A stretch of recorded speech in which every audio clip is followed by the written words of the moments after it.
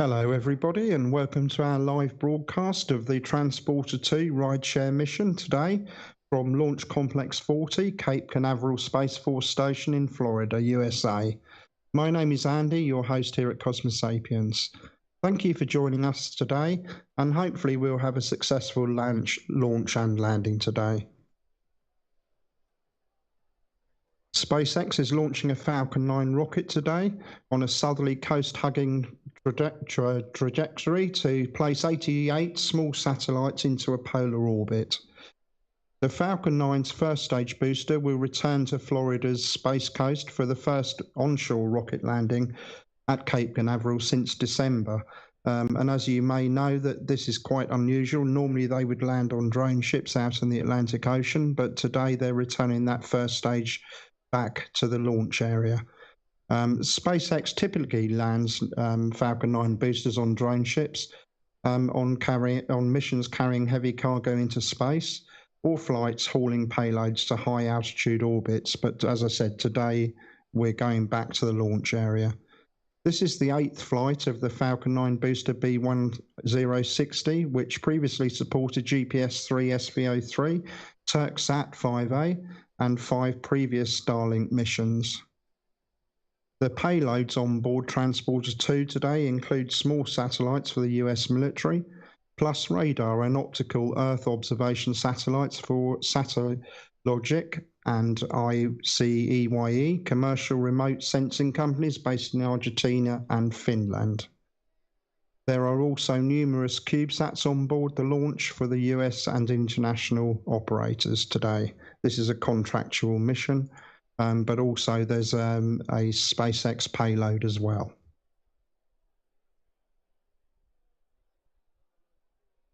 A landing attempt today will occur about 8 to 9 minutes into flight. And as I said, that first stage, we're hoping to see that come down and land on the launch area today rather than on the drone ship.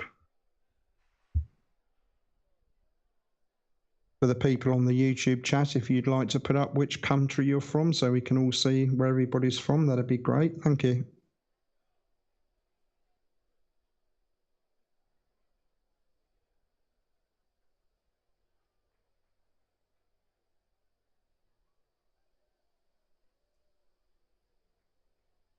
We do have 80% go on the weather today.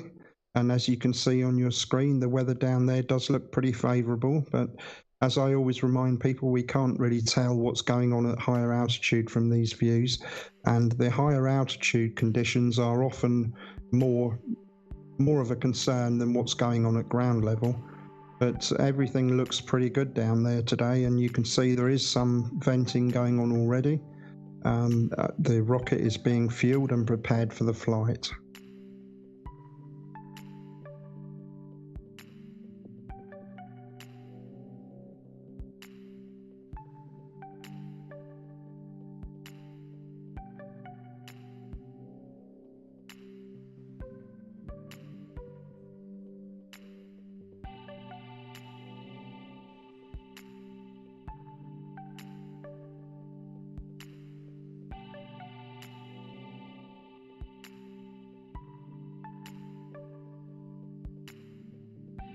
A few people have asked me previously what the other towers are which stand around the rocket. You can see there are actually 4 of them.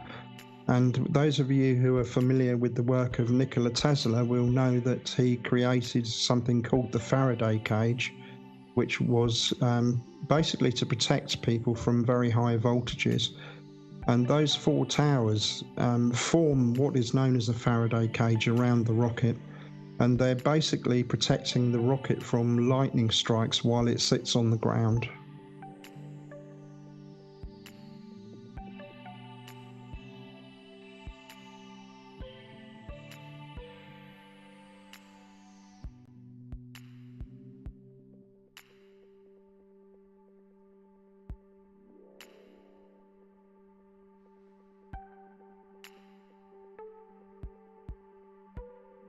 If you haven't already, don't forget that you can download our Cosmosapiens app. You can get that on your portable device or phone, and you'll be notified every time we do a launch or any kind of live premiere and things like that.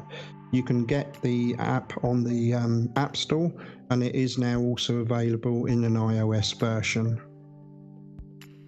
The app itself is called Spaceflight Alert, so that's what you'd need to look for when you look it up on the App Store.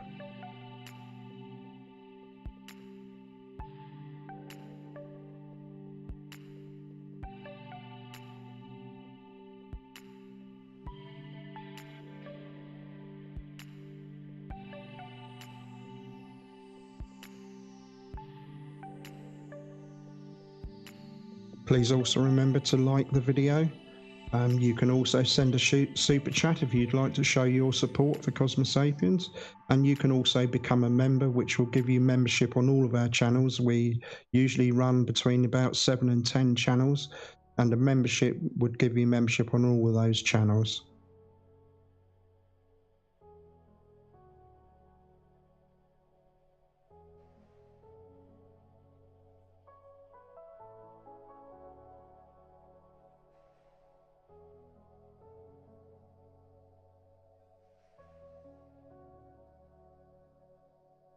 If you'd like to find out more about becoming a member, or lots of other things actually, if you look below the video in the description, you may have to open that description up if it's not already open. You'll find links to the App Store and to the merchandise store and all of those things down there. And also the link is there if you do want to become a member.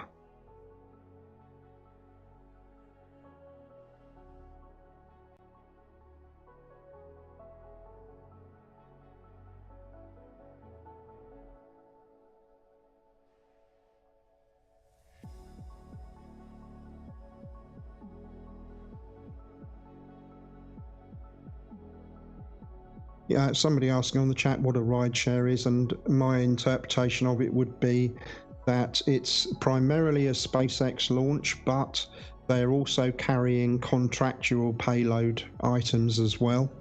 And in this case, as I said before, they include things for the US military and also for the GPS III satellite system, I believe. So that's why they call it a rideshare. The ride is primarily SpaceX, but they're also carrying other cargo.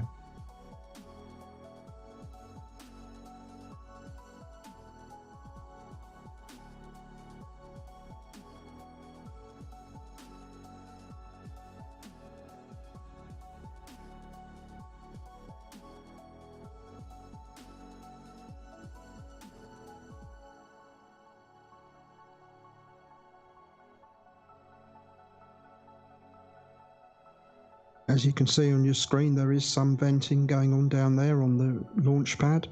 I can see that the stage 2 is fuming away quite nicely there as they fill those tanks with liquid oxygen, or super chilled liquid oxygen, otherwise known as LOX. And as they fill those tanks with liquid oxygen, they purge the vapor from the top of the tanks to make sure that those tanks are 100% full of liquid oxygen at the time of launch. And you can also see the first stage is also vaping there, letting off some vapor into the atmosphere as they fill those tanks ready for launch.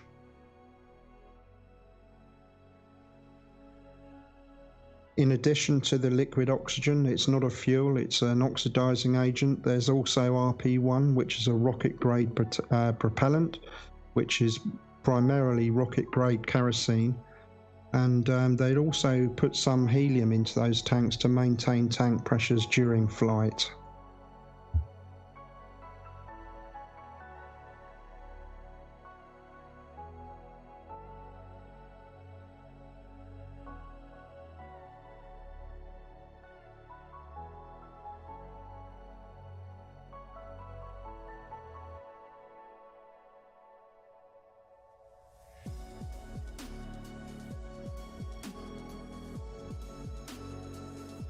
We are at quite a zoomed out level at the moment. These cameras exist outside of the exclusion zone, but when needed they can zoom in a lot further, and as we get nearer to the launch I expect that we'll get a much more close-up view of the launch and launch area and of the rocket as it lifts off. They will be very close-up shots probably.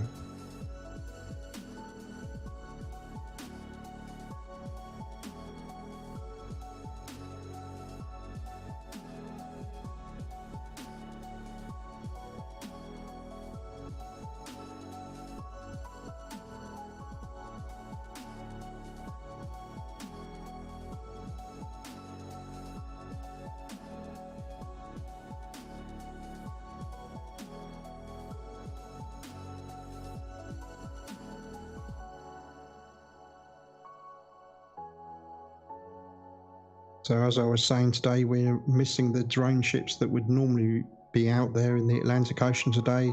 Of course, I still love you, or just read the instructions. One of those drone ships would normally be sitting out in the Atlantic Ocean and ready to capture that first stage rocket as it comes back to Earth. But in this case today, we're not using drone ships. We're going to attempt to land that rocket back at the launch site. So we should see that rocket come down and land on land, which is the first time since December that it's landed on shore.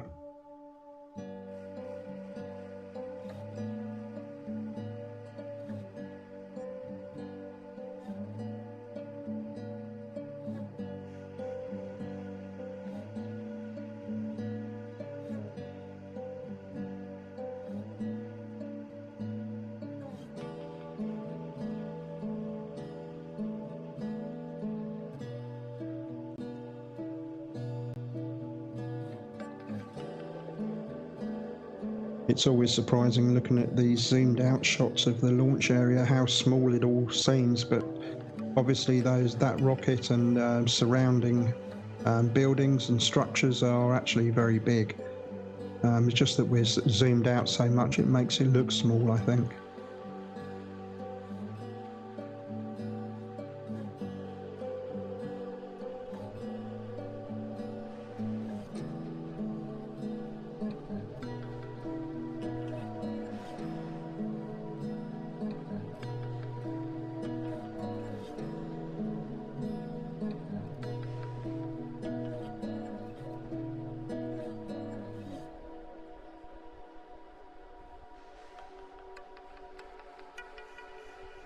For those of you who may be just joining the stream and aren't quite sure what's going on or when, SpaceX is launching today a Falcon 9 rocket.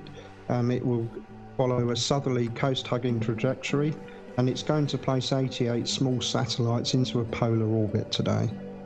The first stage booster will then return back to land at Cape Canaveral, and this will be the first time that an onshore landing has been attempted since December. So unusually, where we'd normally see that rocket come and land on a drone ship, there are no drone ships today.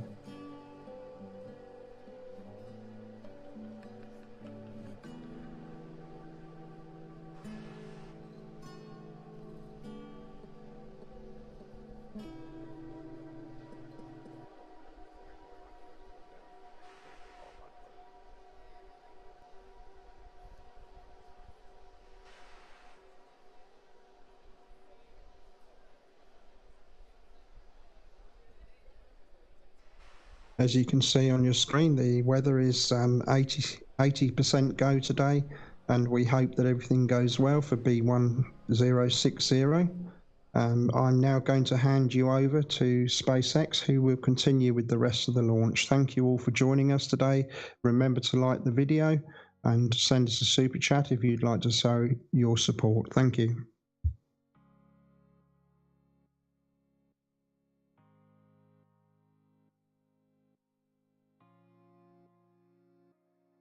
June 29th, and we're here at SpaceX's headquarters in Hawthorne, California.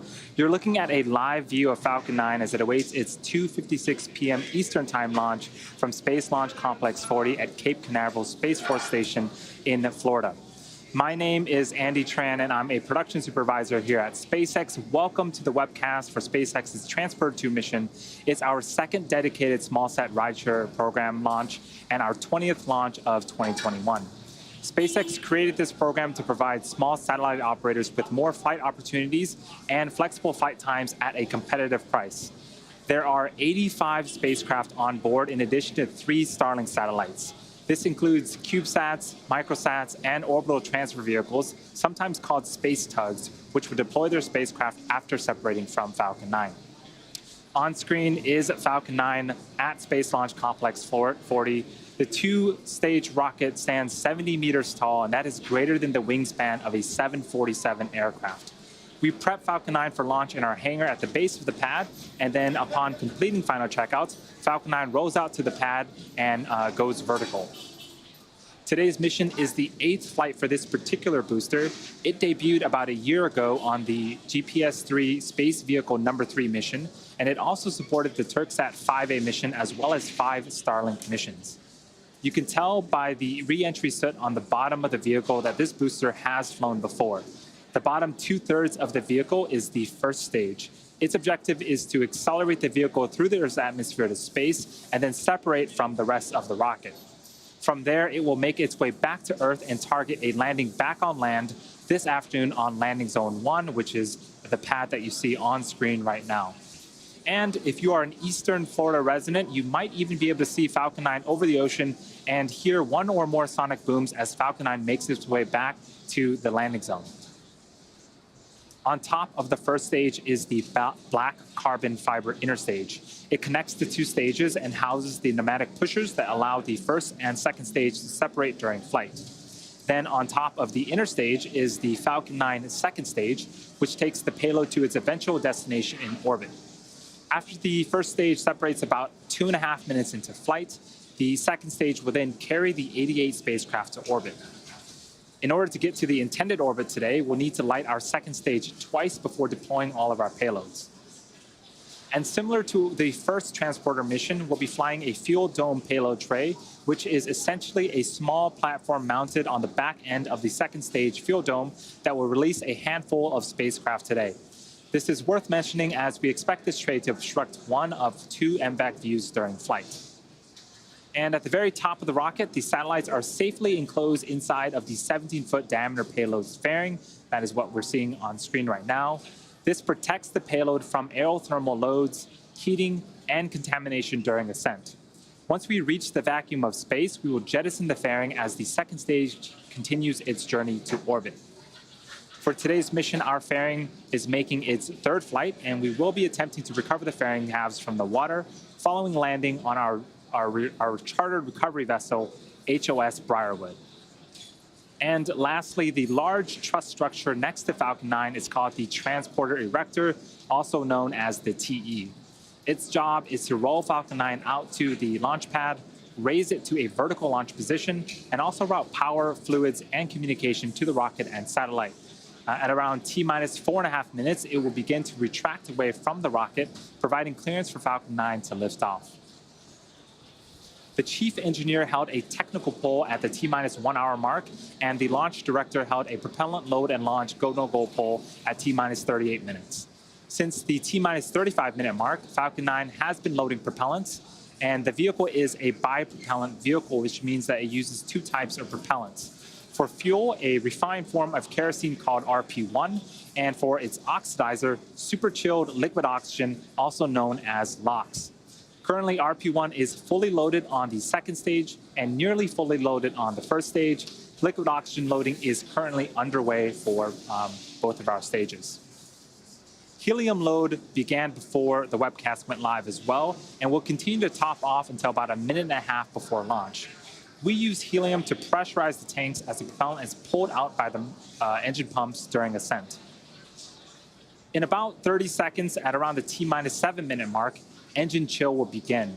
This is where we allow a small amount of super chilled liquid oxygen to flow into the Merlin engine's turbopumps prior to the full flow of LOX to avoid any thermal shocks to the system.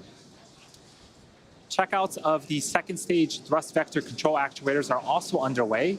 This is known as the engine wiggle test. We move the thrust chamber slightly to make sure that the guidance hardware is a go for flight. The first stage engines also perform the same wiggle test just seconds before ignition. At just under 7 minutes till liftoff, the vehicle is healthy. We are currently working no issues. Range and weather are both green for today. All systems continue to be go for a liftoff at 2:56 p.m. Eastern Time. And as I mentioned earlier, this is SpaceX's 20th mission of the year and the 127th mission to date. So far, only one of our missions this year has been launched on a new booster, and for this particular booster, it's going to be flying for the 8th time. Overall, over half the missions we've completed have been flown on flight-proven boosters. Reusability allows SpaceX to refly the most expensive parts of the rocket, which in turn drives down the cost of space Stage access. 1 fuel load is complete. It also allows us to increase our launch cadence and provides more flight opportunities for our customers, like those on board today's mission. Last year, we launched more than any other launch provider in the world. On our first transporter mission earlier this year, we launched a record-breaking 143 spacecraft, which is super cool. And while there are fewer customer spacecraft on board today's mission compared to Transporter-1, we are actually launching more mass to orbit on this mission than the previous one. Several of the customers on board today's Transporter-2 mission have multi-launch agreements with SpaceX, so some of the names that you'll hear a bit later in the webcast might sound familiar to those of you who have tuned in for previous rideshare missions. We're targeting 3 dedicated rideshare flights to sun-synchronous orbits per year, and we also offer opportunities to ride to orbit on our Starlink missions, which launch every couple of weeks.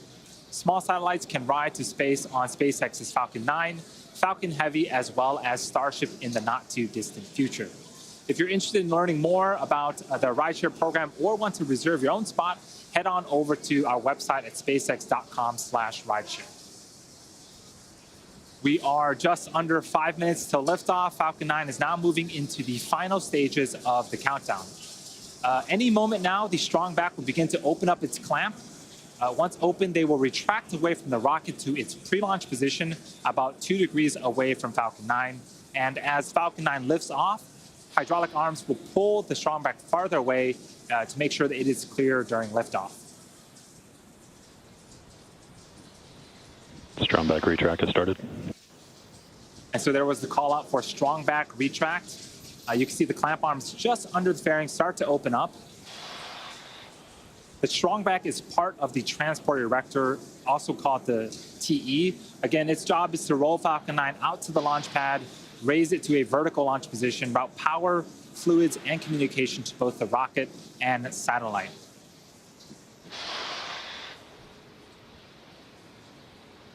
And you can start to hear some of the hissing and popping, and that is pressure venting from the rocket and the plumbing in the transporter erector.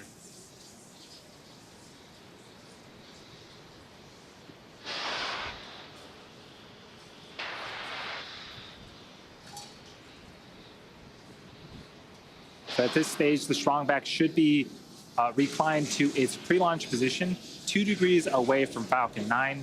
The vehicle remains in good health. The first and second stages are almost done fueling. Gaseous oxygen is also vented from the base of Falcon 9. That is the chill-in of the Merlin engine turbopumps. About a minute before liftoff, you will hear the announcement that Falcon 9 is in startup, which means that the rocket's own internal computers are now autonomously controlling the launch countdown.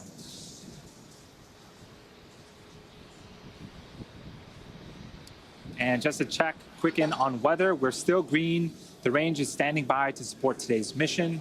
As a reminder, if we don't launch today, we do have a backup opportunity tomorrow at the same time.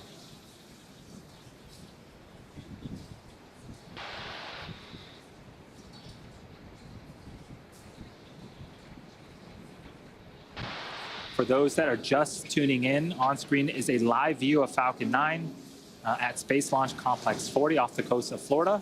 We are in the middle of the Transporter-2 mission. This is SpaceX's second dedicated smallsat rideshare mission.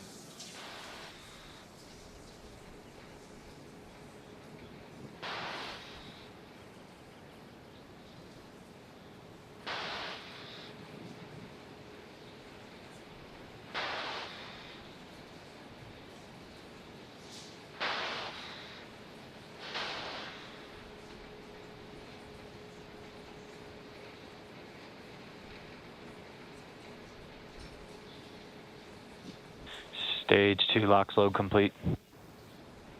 And there was a call up for second stage LOX loading complete. That is the last propellant load. Falcon 9 is now fully fueled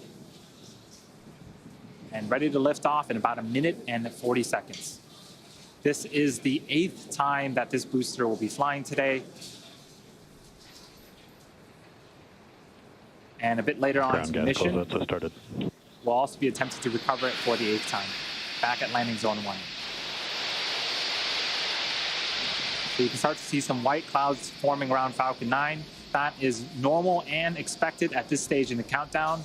That is cold, dense liquid oxygen meeting the warmer ambient air of Florida and starting to condense and form those white clouds that you see on screen.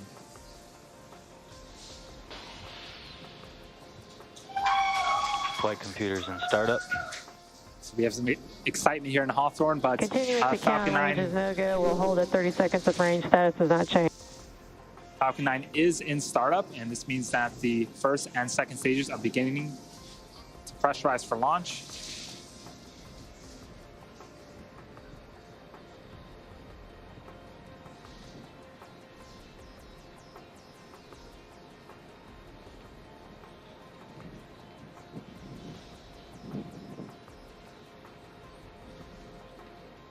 We're just about 20 seconds away from liftoff. LD, this is RCN. Countdown range is no go. Repeat, range is no go. Hold, hold, hold. And we did hear the call to hold. Give us a second. We're going to check in with the teams and see if we can get some more information for you. The countdown hold due to a fouled range.